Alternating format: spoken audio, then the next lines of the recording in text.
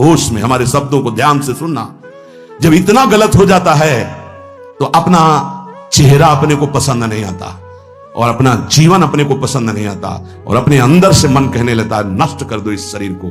फिर वो जो आगे की लीलाएं होती है, अच्छा ऐसा हुआ, फांसी लगा ली, जहर खा लिया, ये कर लिया, वो कर लिया। यदि तुम परमार्थ के पथिक हो, ये तीन बातें नहीं है तो तुम्हारा पतन हो चुका है। हमारा मन भजन में लेकर होटलों में खाओगे, भजन में मन लगेगा, अशुद्ध आहार करोगे, मनमानी व्यभिचार प्रवृत्तियों का दर्शन, संभाषण और क्रिया करोगे और तुम्हारा मन सच्चिदानंद प्रभु में लग जाएगा। तमाशा समझा है, तमाशा समझ लिया अध्यात्म में मन को लगाना। अपनी दिनचर्या में इतना पावर है कि जहर भी समन हो जाएगा। मीरा जी का समन हो गया ना। अगर नियम है 1:45 उठने का, स्नान का, तो 1:45 बजे ही उठना चाहिए, 2 नहीं बजना चाहिए। अपने पास सामर्थ्य होने पर नीचापमानम सुधा, वो नीच है, उस पर शासन कर सकते हैं, पर उसके द्वारा किए हुए अपमान को सह गए और अंदर से मनाया भगवान तुम्हें सुखी रखे, स्वस्थ रहो। जिसका इंद्रिय मनोनिग्रह युक्त समय व्यतीत होता है भगवत चिंतन में, वो महापुरुष है। अभी वर्तमान में ही है, चिंता मत करो, स्थिति जागृत होने में देर नहीं।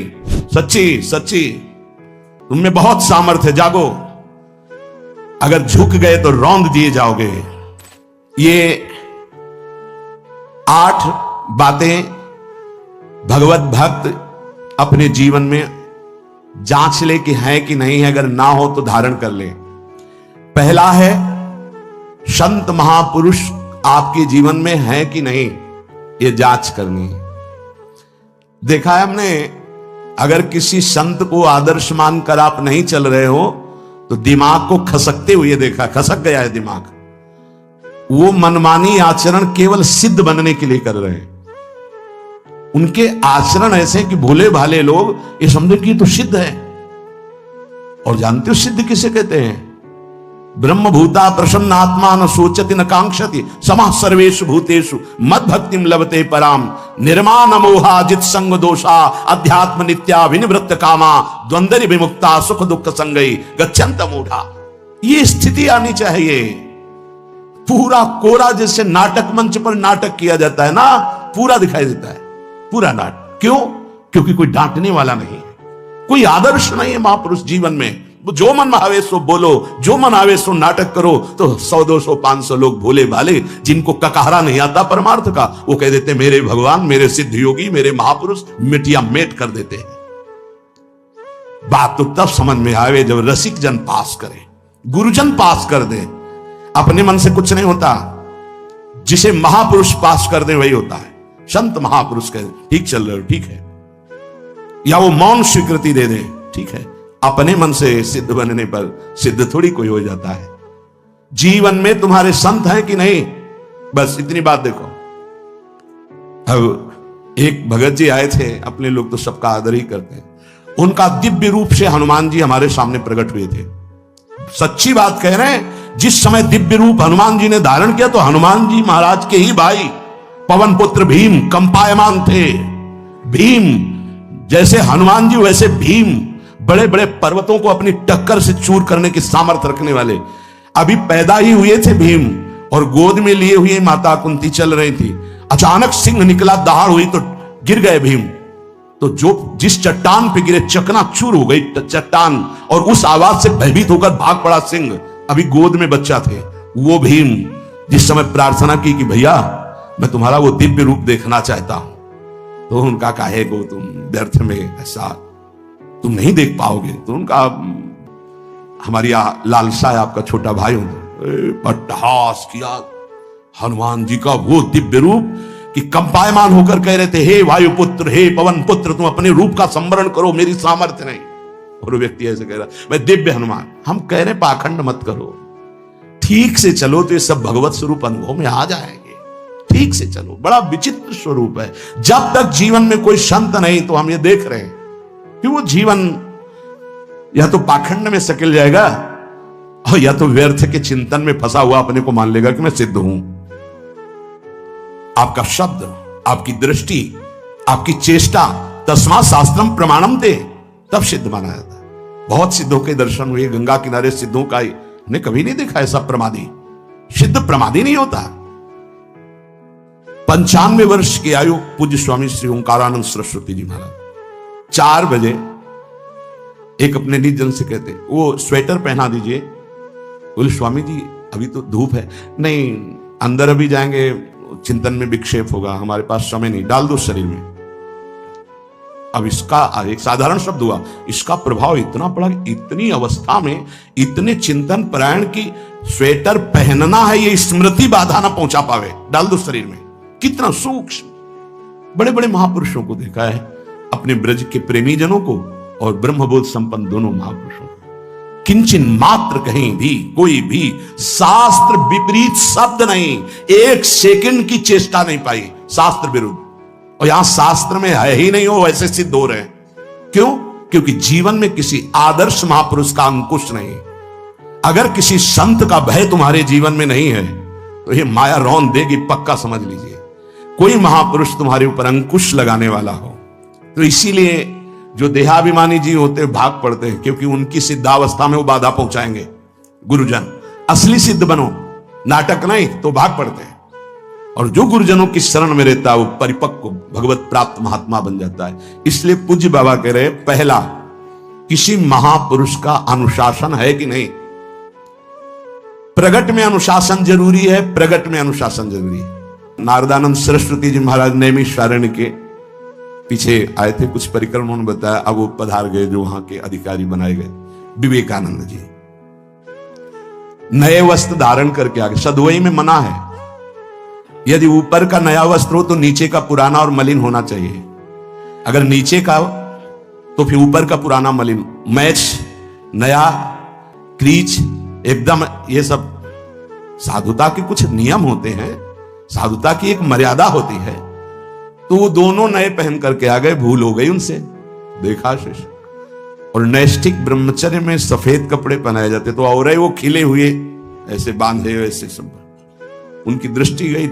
लाख लाख जहां बैठकर सत्संग सुनते हैं स्वामी श्री नारदानंद सरस्वती जी, बड़े ही महापुरुष थे, अपार भीड़। और सत्संग के बाद 1 घंटा सबको एकांत चिंतन करो, क्या वहां ब्रह्म ज्ञान का सत्संग होता था। प्रातःकालीन बेला पे जैसे अपने यहां सत्संग होता है, वहां थोड़ा विलंब होता था, 5:30 बजे, जो निजी जन्म का वो योग वासिष्ठ से। कैसे तुम्हें बताएं, जो उस सभा में बस यही लगता है कितनी जल्दी देह रात छूटे और अपने स्वरूप में महापुरुषों का वचन का प्रकाश होता है। एक सत्संग होता था सामूहिक सब लोगों का, एक होता था पर्सनल, जो दिव्य साधक हैं केवल वही बैठ सकते हैं, अन्य नहीं। ऐसे पूजुड़िया बाबा के यहां भी एक होता था पर्सनल ज्ञान का और एक होता था सामूहिक प्रवचन। तो उस समय सामूहिक सत्संग चल रहा था, काफी सब समाज लाखों की थी। देखा दूर से, एक शिष्य से कहा गौशाला में जाओ, गोबर को गीला कर दो। उनसे कहा विवेकानंद गोबर की छवियां भर करके यहां खड़े हो सत्संग के पास। वहां नच हो नहीं सकता, और गीला गोबर तो जो 2 घंटा सत्संग हुआ वो पूरा टप टप ऐसे कपड़ों में, पूरी हालत बिगड़ गई। क्या था ये? संत शासन।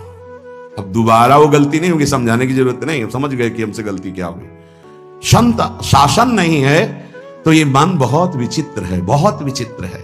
इसलिए पहला, जो भी परमार्थ का पति को, चाहे ज्ञान मार्ग का, योग मार्ग का, किसी योग मार्ग की लौकिक ऊंचाई पर पहुंचे हुए कि गुरुदेव आए और उन्होंने कहा कि किसी कारण से शिष्य बढ़ जाए और अपने गुरुदेव की अवहेलना करे तो उसकी गति क्या होगी? उनका दुर्गति। दुर्गति, दुर्गति के सिवा उसके आगे कोई शब्द नहीं है। गुरु को पीड़ा है और शिष्य परम पद में पहुंच जाएगा? नहीं नहीं, ऐसा नहीं हो सकता। अनुशासन अत्यंत आवश्यक है। किसी भी वैभव या लोक व्यवहार या लोक मान्यता बढ़ जाने पर अपने गुरु का अपमान, गुरु की अवहेलना, तो उसकी दुर्गति पक्की। देखो, ये मन है, ये इंद्रियां हैं, ये अहम है, ये केवल गुरुदेव से ही वश में आता है, दूसरी जगह नहीं आता। क्यों? क्योंकि दूसरी जगह उत्तर देने का अवसर है। दूसरी जगह हम नहीं मानते तुम्हारी बात, लेकिन वहां ना उत्तर है और ना नहीं मानते, केवल वहां मिटना ही मिटना है। अगर ऐसा उपासक है तो निश्चित परम पद का अधिकार। केवल मिटना कोई उपाय नहीं है, अहंकार के पोषण का कोई उपाय, केवल मिटाना है। रो लो, चिल्ला लो, जो तुम्हें करना है कर लो, आना तुम्हें इसी मार्ग में पड़ेगा, दूसरा कोई रास्ता नहीं। बलिहारी घेर करके नष्ट कर देते हैं हमारे मन की मनमानी को, हमारे अहंकार को। इसलिए जीवन में प्रगट में जिनके जीवन में संत हैं और वो स्वीकार करते हैं उनका अनुशासन, उन्हीं का जीवन प्रकाशित होता है, पक्का समझ लेना। दूसरा, भागवतिक मार्ग में चलने वाले उपासक को सांसारिक पुरुषों की मित्रता करके उनकी संगोष्ठी में नहीं बैठना चाहिए। इस बात को बहुत अच्छे से समझ लो। सांसारिक पुरुषों की जो वृत्तियां होती हैं उनमें बड़ा आकर्षण होता है भोगों का, प्रपंच का। जो साधक भ्रमणशील हैं, अगर वो गृहस्थों के यहां जाकर उनकी सैयाओं पर सोते हैं तो उनकी दुर्दशा क्या होती है चित्त की, वो खुद अनुभव करके देख ले। आज तो शास्त्रीय पद्धति को समझा ही नहीं जा रहा। जब बड़े बड़े सुभट गंगा किनारे त्याग वैराग्य ज्ञान के मिले ना, तो आगे का रास्ता खुलता चला गया। सांसारिक पुरुषों के समुदाय में बैठना था। वो तुम्हें भगवान कहेंगे, ईश्वर कहेंगे, अवतार कहेंगे, उनको कुछ ज्ञान नहीं। आप मान बैठेंगे अपने को भगवान, अपने को ईश्वर, अपने को अवतार मानेंगे, तो आप जो अवतार है ना, ईश्वर है ना, भगवान है, उनसे विमुख हो जाएंगे।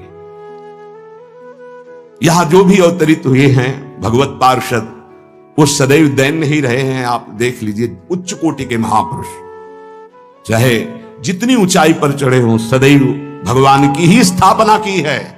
भगवान के नाम की, रूप की, लीला की, धाम की, भगवत महिमा की स्थापना की है, अपनी नहीं, अपने पार्थिव शरीर की नहीं। ध्यान रखना, जितने महापुरुष प्रकट हुए भगवान की स्थापना की। अगर हम संसारिक पुरुषों का संग करेंगे तो कई तरह से हानि हो जाएगी। सत्संग हो रहा है, बस इतने जो चाहो बैठ जाओ। हमारा पर्सनल एकांतिक केवल गुरुदेव से संबंध है और उनके द्वारा बताई हुई उपासना में हमारा समय व्यतीत होना चाहिए। कोई हमारा मित्र नहीं होना चाहिए, अलग से संगोष्ठी नहीं होनी चाहिए विषयी पुरुष की, सांसारिक पुरुष की। तीसरा, किसी भी अपनी निंदा करने वाले के प्रति कभी भी बुरा व्यवहार बर्ताव नहीं करवाना चाहिए, क्योंकि भगवान प्रेरित करते हैं निंदा करा करके महान बनाने के लिए। यह शब्द याद कर लो। जब तुम्हारी निंदा होने लगे, प्रतिकूलता होने लगे, विपत्ति आने लगे, संकट सताने लगे, तो जान लेना कि तुम्हारी अध्यात्म की भूमिका उठने वाली है, पक्का। ये अध्यात्म की भूमिका उठना बहुत कठिन होता है। अध्यात्म का प्रवचन कर लेना बहुत सरल होता है, नहीं? हाँ, चमड़ी को चिकनी करके और अध्यात्म का प्रवचन करने में कोई कठिनता नहीं, लेकिन चमड़ी और दमड़ी का राग मिटा दे, फिर अध्यात्म की तरफ चले, ये किसी फक्कड़ महात्मा का कृपा पात्र ही होगा जो फकीर होगा, जिसने विश्व की समस्त भोग वासनाओं को रौंद करके अपने स्वरूप में स्थित हो गया। ऐसे महात्मा के संग के बिना अध्यात्म का रंग नहीं चढ़ सकता, और देखने को मिल रहा है। जब तक हमें अध्यात्म का परिचय नहीं है तब तक कहीं भी हम राजी हो जाते हैं। अरे राजी होने को तो टाकीज के सामने देखो जाके, हजारों की भीड़ लगती, लाइन में खड़े होते हैं, पैसा देते हैं, और क्या देखने जाते हैं? झूठा तमाशा। उनको आप क्या कहोगे? ज्ञानी कहोगे? सत्संगी कहोगे? भीड़ का इकट्ठा हो जाना कोई अध्यात्म का चमत्कार नहीं होता। तो अध्यात्म का चमत्कार तो अंतर की वृत्ति का परिवर्तन हो जाना होता है। नहीं तो अगर एक नृत्य करने लगे ना तो हजारों उसको देखने खड़े हो जाते हैं। फिर 14 संगीत बज रहे हैं, फिर इसके बाद अगर हजारों ये बैठे मनोरंजन कर रहे हैं तो इनका कोई महत्व नहीं। अगर एक महात्मा कह देता है कि तुम वास्तविक भगवत मार्ग के पथिक हो तो धन्य हो गया जीवन, और 1 करोड़ लोग कह दे कि परमार्थ का पथिक है तो मान्यता नहीं मानी जाएगी। ये अध्यात्म है, अध्यात्म। इसीलिए कह रहे हैं कि सांसारिक पुरुषों की संगोष्ठी में रति न करे। तीसरी, अपनी जब कोई निंदा करे तो उसका भला जरूर मना देना, बुरा मत मना देना, नहीं तो अध्यात्म छूट जाएगा। अपने पास सामर्थ्य होने पर नीचापमानम सुधा, वो नीच है, उस पर शासन कर सकते हैं, पर उसके द्वारा किए हुए अपमान को सह गए और अंदर से मनाया, भगवान तुम्हें सुखी रखे, स्वस्थ रहो, और कभी भी हम आपका विरोध नहीं करेंगे। जब अवसर मिले तब फिर हमारी निंदा करना, भगवान तुम्हें स्वस्थ रखे, तुम्हारा कभी अमंगल ना हो। ध्यान रखना, अध्यात्म। चौथा, अपने मुख से कभी किसी की निंदा ना करना। निंदा व्यक्तिगत नाम लेकर के की जाती है, सिद्धांत सार्वभौम वर्णन होता है। जैसे यहां हम कह रहे हैं, वो निंदा सिद्धांत के विपरीत आचरण में जो चलते हैं उनकी है। कौन है? नाम नहीं है, रूप नहीं है। सिद्धांत में चलना एक ये मार्ग है, सिद्धांत से बिलक चलना ये पाखंड है। पाखंड और दंभ की निंदा होती है, और सत्य की कोई निंदा करे तो वो प्रकाशित होता है। सत्य निंदा से ढकता नहीं। जैसे कोहरा थोड़ी देर के लिए सूर्य को ढकने का नाटक कर सकता है, लेकिन सूर्य जब प्रकाशित होगा तो कोहरे की धज्जियां उड़ जाएंगी। पांचवा, मान लेने की इच्छा का त्याग करके अपने समीप जो भी आवे, छोटा बड़ा सबको प्यार और मान देना। ये 8 अच्छे उपासक में सब लक्षण पाए जाते हैं। दूसरों को मान देने का स्वभाव रखना, चाहे छोटा बच्चा ही क्यों न हो।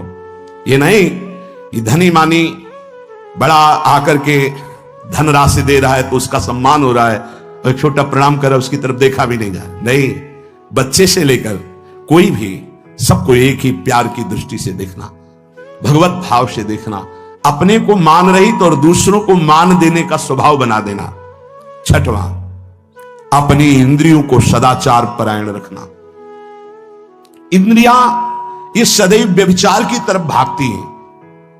नेत्र व्यभिचार दोष, बार बार दूसरों के प्रति देखना आकर्षणकारी, कैसा भी दोष अंदर का भाव हो, नेत्र दोष। दूसरों की बातें सुनना, श्रवणेंद्रिय दोष। वाणी से दूसरों की चर्चा करना, वाणी, ऐसे हर इंद्रिय अपने व्यभिचार में जाना चाहती है। सदाचार परायण उपासक होता है। कल की बात है, कल चिंतन हो रहा था श्रीमद् भगवद गीता जी का।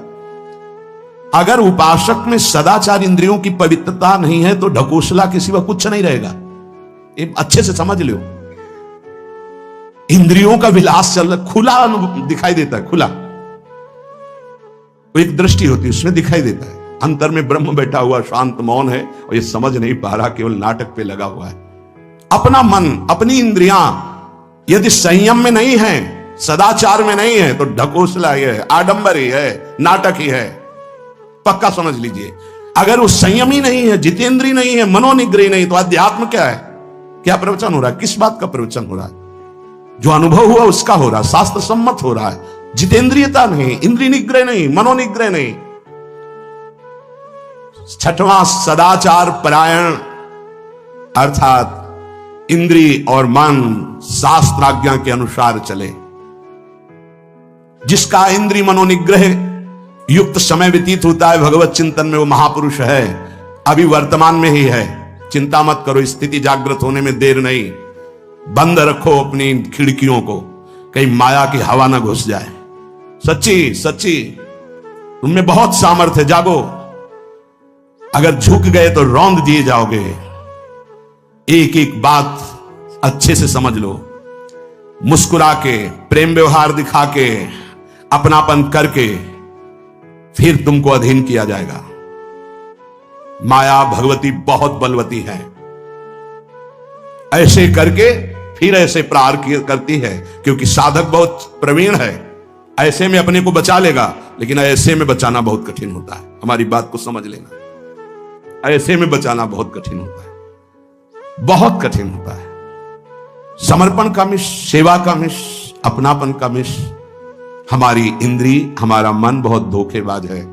हमें कोई धोखा नहीं दे सकता। ये हमारा मन, हमारी इंद्रियां हमको धोखा देती है। साधु, साधक, परमार्थ पथिक, भक्त इस बात से परम सावधान। सदाचार और सरलता, संयम के साथ हमारा समय व्यतीत होना चाहिए। किसी के गवाही की जरूरत नहीं है, किसी के प्रमाण की जरूरत नहीं। आप खुद अपने हृदय की भूमिका को नाप लीजिएगा। कितनी ऊंचाई पर चढ़ रहे हो, आपको खुद अनुभव में समझ में आ जाएगा। जो इंद्रियों का गुलाम, मन के द्वारा भ्रष्ट आचरण करने वाला है, कुछ भी हो, कोई भी हो, कहीं भी हो, दुर्गति शब्द से ही संबंध है। जीते जी दुर्गति, फिर फांसी ऐसी लगे तेषम दुख न हो। सच्ची मानना, जब गलत हो जाता है आचरण, तो अपना मन अपने को कहता है नष्ट कर दो। ये जीवन किस काम का? होश में हमारे शब्दों को ध्यान से सुनना। जब इतना गलत हो जाता है तो अपना चेहरा अपने को पसंद नहीं आता, और अपना जीवन अपने को पसंद नहीं आता, और अपने अंदर से मन कहने लगता है नष्ट कर दो इस शरीर को। फिर वो जो आगे की लीलाएं होती है, अच्छा ऐसा हुआ, फांसी लगा ली, जहर खा लिया, ये कर लिया, वो कर लिया। वो इन्हीं इंद्रिय और मन की फिसलन को नहीं सह पाया। अच्छा, किसी महापुरुष का शासन नहीं था, नहीं, उस चूक में भी बचत हो जाती है।